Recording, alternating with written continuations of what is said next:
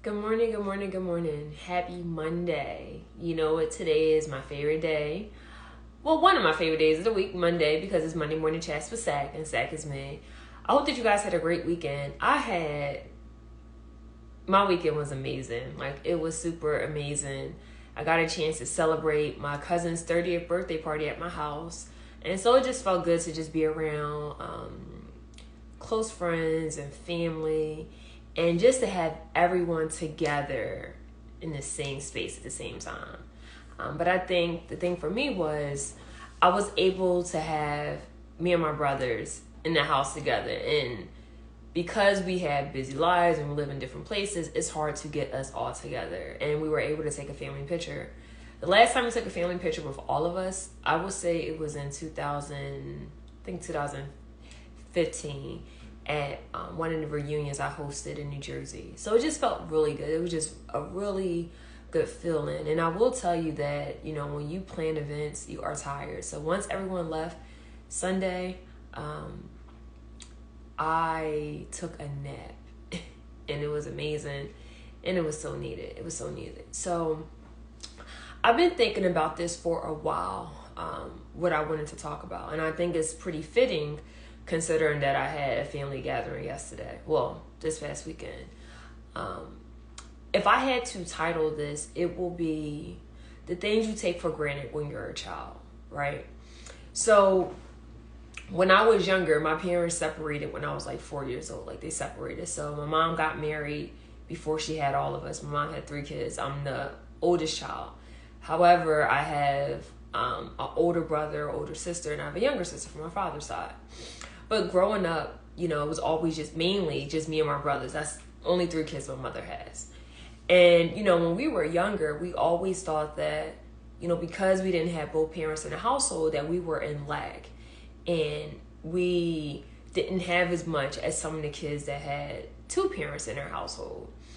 And after just going through life experiences and then, just talking to my friends that grew up in 2-parent households, I realized that I don't think we were in lag. It was just a different experience, right? And I just started to really think about the one things I thought was normal wasn't so normal to other kids.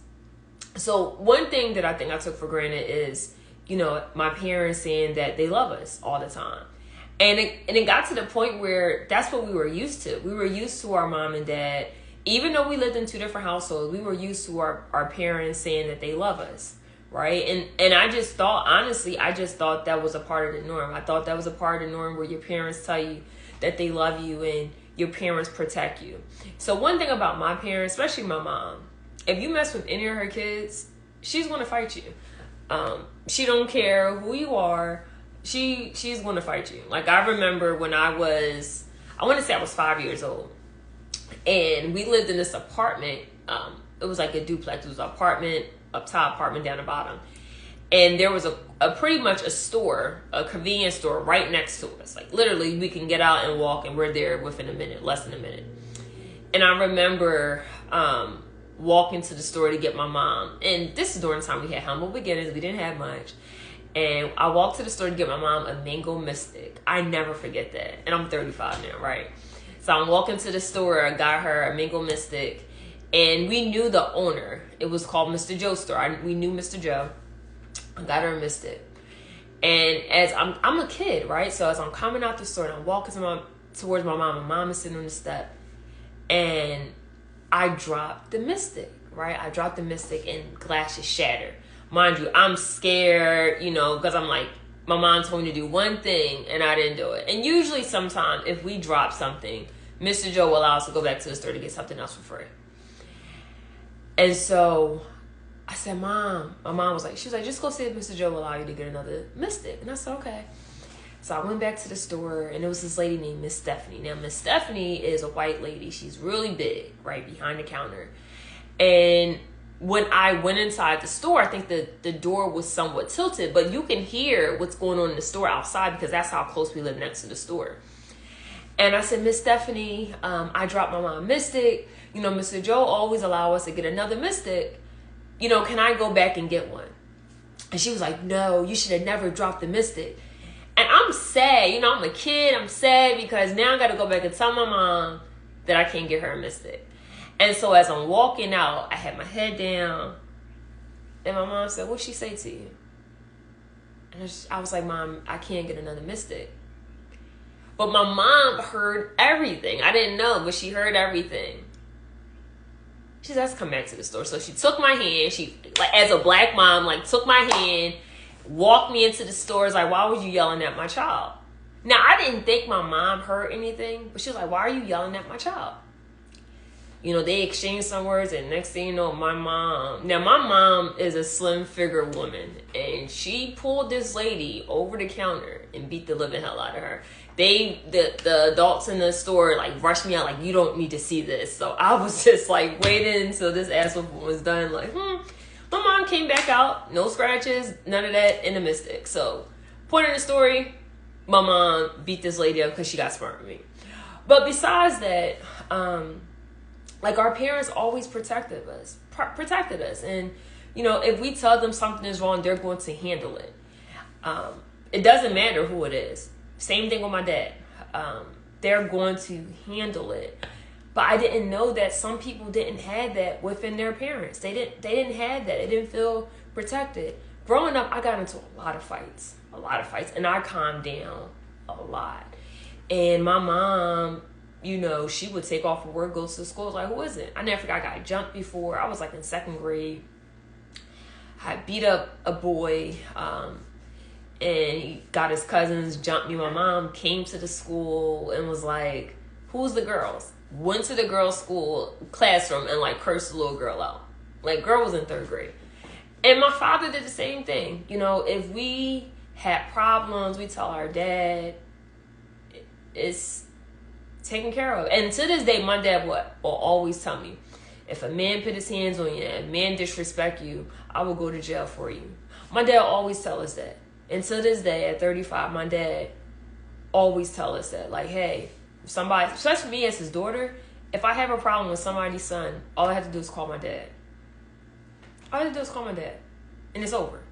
And that feels good knowing that, hey, no matter how old I am, I know that my parents will always have me covered. Like, they will always have me covered. But I took that for granted because I just thought that, honestly, like, I just thought that was what parents are supposed to do. And as I, you know, got older and had conversations with friends and colleagues, and even some family members, they would tell me that they never heard their parents say, I love you. It was just this thing that was always assumed. Like, you should know that I love you because I gave you these new clothes. You have a nice room. You're living in this house. You're living in this space. Like, you should know these things. And I realized that that's not always the case with people. Now, granted, my parents are not perfect. Me and my parents, I had a conversation with my mother about things. I had a conversation about my father about things. And we try to figure out what can we do moving forward. But as a child, like, I didn't know that some kids didn't go on vacation. Like, we went on vacation every year to the beaches, just different places. Like, my mom took us out. My dad took us out. We always did things. And as I got older, I realized some people, they wasn't fortunate to have that. And there's no shade at all, but everyone has different experiences. But the main thing is, you know, growing up, there's something that I read on social media, how, you know, your childhood, it can affect your relationships.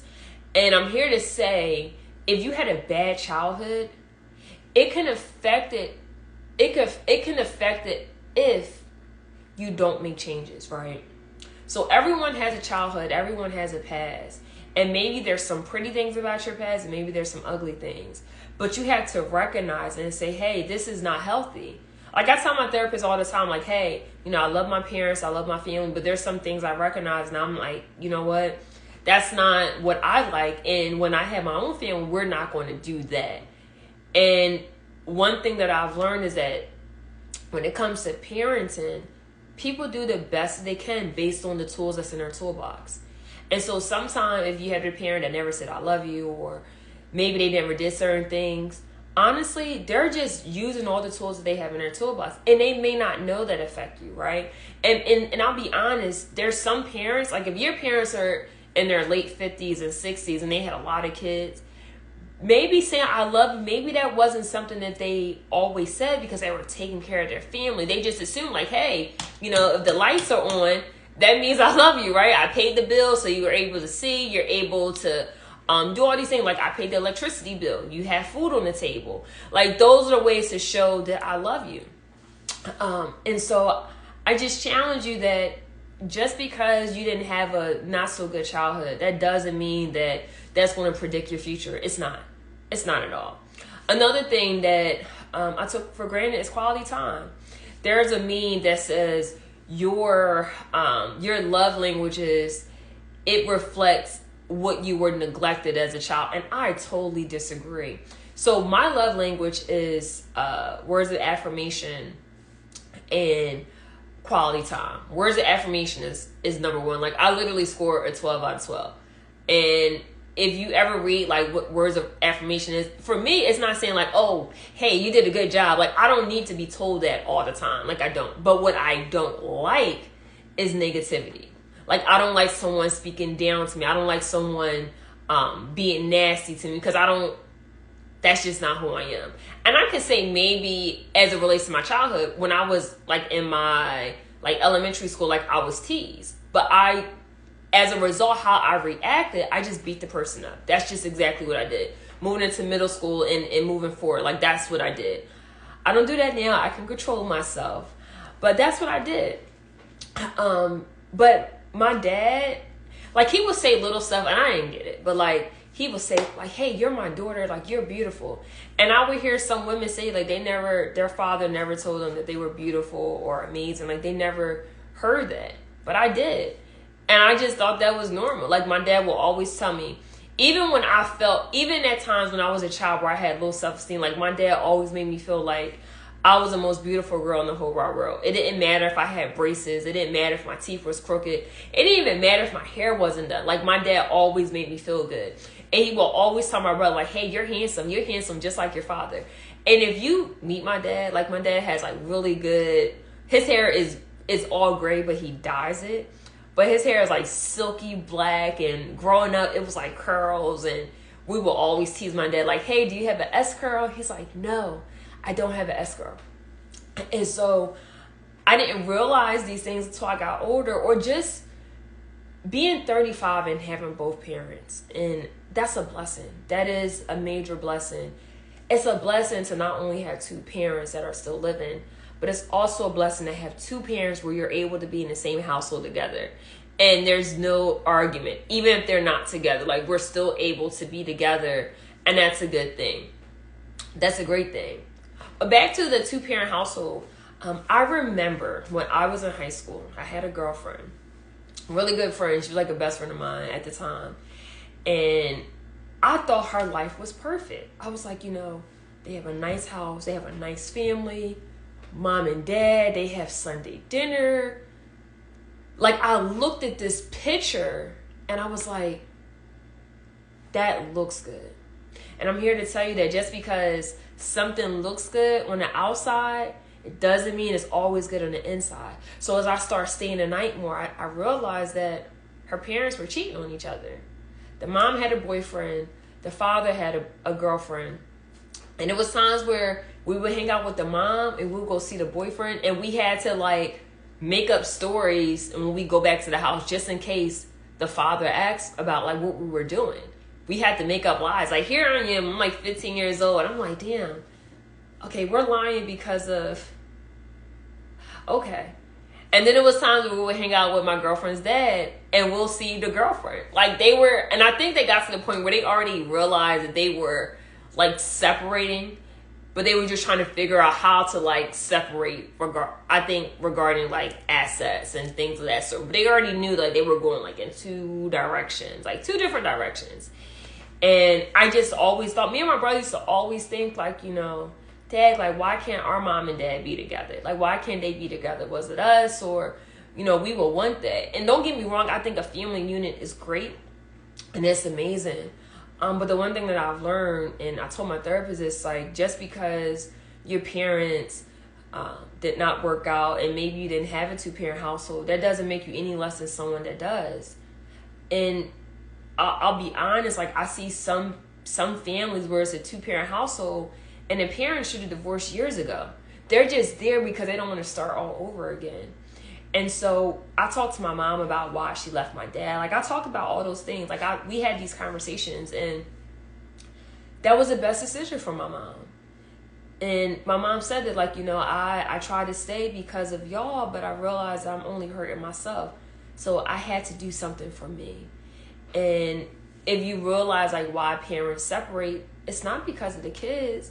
Sometimes they separate so they can be a better parent for you. And so if you ever question it, even as an adult, because some people may say, well, I'm older now and I'm over it and I could get through it. Sometimes people can't, right? And it's good to talk about it, like really release it. Like some people still struggle like dad, like my dad left. Or dag, my mom left, because there are single fathers out there, and some kids struggle even at this age, and some people have abandonment issues, and because they have abandonment issues, it affects some of relationships. Like, dag, if I'm with this person, will this person leave me because my dad left or my mom left?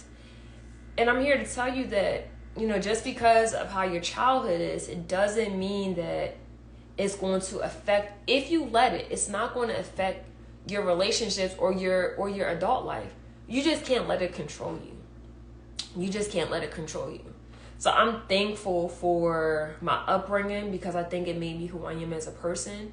I appreciate my mom's struggles. I appreciate my father's struggles because I'm able to learn from it and say, you know what? I look at this as strength. I look at my parents as strength and say, you know what? You guys overcame a lot of things and I salute you. And here I am, and the major struggles I had in my life was to pass the bar exam and little stuff dealing with education. But I'm grateful that I'm able to have these conversations with my parents and say, you know what? I'm able to look at my mom and say, I'm glad that you made the best decision for yourself. And I'm glad that you were able to raise us in the best way that you saw fit. I tell my father, like, hey, I'm glad that we have a relationship. I'm glad that I'm able to spend time with you. So back to what I was saying about, there was a meme about how, your love languages reflect your love languages reflect the things that you were missing as a child. But my second love language is quality time. And I can say that quality time means everything to me. As a child and even as an adult. Like, I was never the person where someone had to buy my love. Like, you don't need to buy me all these things. Like, I don't need that. Like, I don't need a lot of gifts. And I think because I buy myself stuff all the time. Like, I buy myself stuff all the time. So I don't need it. And it's nice and it's appreciative. But quality time is someone that shows up. And quality time, like, if I'm going out with somebody, let's say I'm going out on a date, right? Now, it depends because, like, back in the day, like, if you don't know somebody, I'm like, look, meet me at the restaurant. I don't know who you are. But if I know the person now, I'll say, hey, let's ride together. We don't have to ride in separate cars. Like, let's ride together. That's the quality time where you're able to have a conversation with someone and talk to someone. Having somebody give you the time. And it's not about, everyone's busy and everyone has so much stuff on their schedule, but are you able to make time? And it's funny because people look at my social media and all they see is a professional woman, but there's more layers to me. I just don't show that to everybody. Damn sure don't show it on social media because it's nobody's business, right? So I tell people, like, hey, if you want to get a chance to know me, spend time with me. That's all you gotta say. Like, don't judge me and say, oh yeah, she does these videos, she's a tax attorney, she's a professor. Those are all titles. But what I really love is having family get together. What I really love is going out. What I really love is traveling. What I really love is roasting people at times. But quality time is everything. And I think for me, it stems from when I was a child. Like, I remember, especially like going to my dad's house on the weekend. Now, going to my dad's house on the weekend, that was like a lit situation. Like, it was really lit, from water fights, playing hide and seek in the house. My dad was playing with us. But most importantly, having dinner, having breakfast together, all sitting at the table. And I still incorporate those things too now as an adult. When my parents lived with me, we sat at the dinner table every single day. I don't care how busy I was. We sat, we hold hands, we said grace, and we had dinner together. those things meant a lot to us. And then while we're at the dinner table, hey mom, how was your day at work? Hey dad, how are you feeling today? How are you adjusting? How do you like your new job? Did you meet anybody new? Like, those things matter to me. Quality time is everything. I remember my dad used to take us fishing. Like, we would go to fishing in Cooper River in Jersey, and we would have like a picnic. Like, we would have a blanket, we'll make bologna sandwiches, and we'll stay out there all day. And my dad would get catfish. And I remember like coming to his house afterwards, and he would gut out the fish, and I was just right there in the kitchen, like just amazed, like just learning, just being right there. That's worth more than any Barbie doll. That's worth more than any like major gift that someone can give me. Like, spending time with my dad in the kitchen was everything. Sitting at the dinner table with my dad and my siblings on Sundays, like he'll make us a big Sunday before we go back home, or we'll always have a big breakfast. Like, those things I cherish the most. Like, I cherish those things. And even now, I cherish those things. Like, I love to cook for people. Like, that's my way to show you that I care. And I feel like cooking brings people together, and that's one thing I learned from my dad. And so if you came to my house, I'll cook for you. Like, if I know there's family coming into town, I will make you a big breakfast. I will make you dinner. Like, that's just who I am. That's me. That is me. And so I just realized, like, as I got older, that just never take the little things for granted. Like, the small stuff that I took for granted, I realized, like, hey, they were a big deal. And I'm grateful, and I'm so thankful. I'm thankful for my mom. I'm thankful for my dad. I'm just thankful for my family. Like, I'm just so thankful. And the last thing I will say is the things that you take for granted. Let's say that maybe you don't have a relationship with your father, or maybe you don't have a relationship with your mother. And because of that, that doesn't allow you to be around that side of the family. And maybe you still have it in your heart saying, hey, I remember when this person didn't do this, or I remember when this person didn't show up. And let me tell you something. There was times where I felt like my mom and dad could have showed up a little bit more. And I told them that. Like, I told them that. But let me tell you that forgiveness, it heals. It really heals. And when my mom tried to bring up her past, or my dad tried to bring up their past, I'm like, hey, we passed that. Like, I don't care about that no more. I want to figure out what can we do moving forward. But forgiveness heals. And so when you have bitterness in your heart, you will never forgive. And forgiveness is not for the person, it's for you. And so I challenge you that if you don't have a relationship with your father, you don't have a relationship with your mother, I challenge you to pick up the phone. If they're still living, I challenge you to pick up the phone call and say, hey, can we start new? It's never too late. And let's say that maybe you tried and it didn't work out. I commend you for trying. But hey, can you at least try to meet the family, that side of the family? The hurtful thing is to go to a new job or go to a new school and you become friends with somebody, like really good friends. And then you realize that, hey, this is my family member. So I started doing family reunions in 2014. That wasn't something that I just decided, like, hey, I'm going to do. Honestly, it's something that fell in my lap. I started going on Facebook and I started realizing, like, you know, Facebook would say, hey, this may be a relative. Hey, you may know this person. And I started seeing all these people with the last name Tillman. And I knew a lot about my father, so I knew some of the stuff, some information. And I was like, is this person related to me? I don't know. And so I took a stab at it. I reached out and sent messages on Facebook and said, hey, you know, I would like to get the chance to know you. My name is Sakina. This is my grandfather's name. This is my father's name.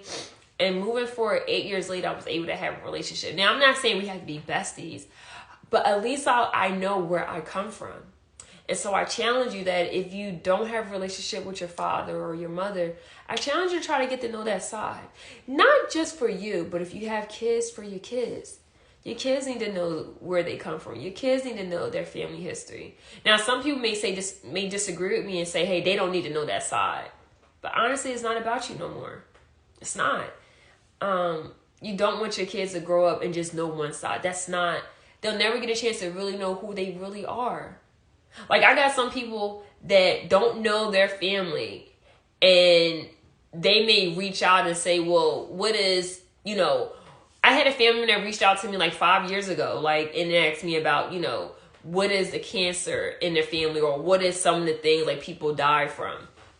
Like, hey, if you be around a family, you'll learn it. You'll learn it. No, you don't have to be best friends. You don't. But just get a chance to say, hey, this person is related to me. And that's a good feeling. And to this day, most of my cousins in North Carolina, we still keep in touch. We reach out here and there, check up on each other. And had I not sent that first Facebook message, I would have never known. I went to law school, one of my cousins didn't even know. We were really good friends. Didn't know at all. So forgiveness, it heals. It heals. And maybe you are not even just about meeting a family, but maybe you're trying to figure out, okay, well, what do I need to forgive this person for? And just think about all the things that they wronged you on. And I want you to write them down on a piece of paper. Say, hey, I remember the time this person showed up for this. I remember the time this person did this to me. I remember all these times. And it could be a long list. It could be an extremely long list. And I want you to pray over it. And this may sound crazy, but the one thing that I've learned is that all things work together for the good of God. And that's Romans chapter 8, verse 28. I probably didn't say the whole verse completely, but I can send it to you if you like. But the one thing that I've learned is that life doesn't just happen. It happens to you. And like the things that happen to us is out of our control. Like God already knows what's going to happen next. God already going to know what's going to happen when we leave this house, when you leave the house, when you go to work, what you're going to do next year, years down the line. And so when someone disappoints you, it's not about you. Sometimes it's about them. And I can tell you that the disappointments that someone has caused you, it can shape you to a better person. Sometimes you may realize like, hey, I don't want to depend on anybody. But look at that and turn it into a positive. What has that taught you? I think for me, like some things that's negative, I've learned to just really just persevere and know that, hey, I'm not going to give up. Giving up is not an option for me. Whatever it is, it's not an option for me. And so I just challenge you to look at all the things that someone, if you want to forgive, like look at all the things someone has done to you. Write them down on a piece of paper. And I want you to forgive yourself and say, I release all of this. Roll up the piece of paper. Say, I forgive myself. I forgive the person. And I release the thing that was holding me hostage. And burn the paper. Just burn it. Just burn it. Last thing. There was a picture of me and my ex-boyfriend. I was like 14 years old. And he was a cutie. He was pretty cute. And I remember, like, I looked at the picture and I remember who I was. Like, I was 14. It's like 21 years ago. And I prayed, I was like, God, can I get back to that Sakina before I ever experienced heartbreak? Like, I was pure. I just never really experienced life. And then I realized that life had to happen to me for me to be who I am today. I'm not jaded. I'm not negative. I look at things I'm very optimistic. I look at things from a positive aspect. And I realized that, I would never be that girl 14 years ago. She hasn't experienced anything. But what I can do is learn from it and move forward. I don't want to live in the reverse. I don't want to live in the past. And so what I did was I took the picture. This was like, I don't remember where all the other pictures. We took a lot of pictures when I was younger. And so it was this one picture of me of us sitting on the step. And I was like, God, I want to get back to this person. And I prayed. I was like, I ain't going to never get back to her. I'm pretty dope now, but I was just young and innocent then, but I'm definitely not innocent now. Definitely not. Far from innocent. So I took the picture and I placed it on my stove. And I said, God, I release, I don't want to be this person who I was 21 years ago. I don't want to be her. I'm going to be better. I've learned and I have grown. And I appreciate that Sakina when she was 14, but I'm not her. So I've released those thoughts of trying to get back because I know I can't get back. So I've released all of that. I've released all of it. Then I burned it. And then I wiped the ashes, threw them in the trash, and I just kept it moving. And so I just challenge you to forgive because forgiveness, it heals. It really heals. And so that's all I have. It is Monday, so I'd like to shout out to all the dope men out there. You are amazing. You are great. You are phenomenal. Never let someone tell you that you're not, because you are. You are so amazing. But I just hope that you guys have a great Monday. And I just hope that you have a great week. And if you're ever feeling like you have the Monday blues, just remember that it all starts in here in your mindset. You are what you think. So if you're feeling bad in the inside, it's going to show on the outside. So I challenge you to say good things to yourself. I challenge you to tell yourself that you're amazing and you're great and you're awesome and you can accomplish anything that you put your mind to. That's all I have, guys. Have a great day. Now I have to eat my grapefruit for breakfast. But take care, guys. And if you didn't get a chance to see this whole video, it will be posted on my social media, Instagram. And it's also going to be posted on my my YouTube channel. Take care, guys.